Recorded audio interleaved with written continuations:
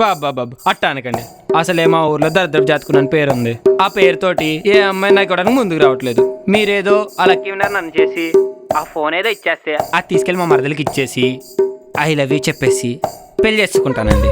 కరెక్టే అండి. అందరూ 10 రూపాయలు పంపి మీరు 10 రూపాయలు పంపి ఫోన్ పట్టుకుపోతానంటే ఎలా? అసలే 10,000 రూపాయల ఫోన్ కాదు, 1,00,000. మీరు మరీ పిచ్చిపోవడానికి ఎలా ఉన్నారండి?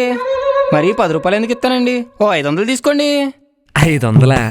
ఓ, ఇందోడు కాలేజ్ కుర్రాడు 25,000 ఇస్తా అన్నాడు. 25,000?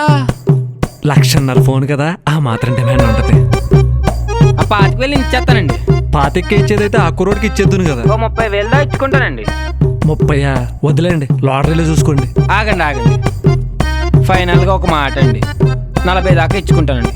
అంతకు మించి కష్టం అండి. సరే, ఓకే. ఏమండోయ్,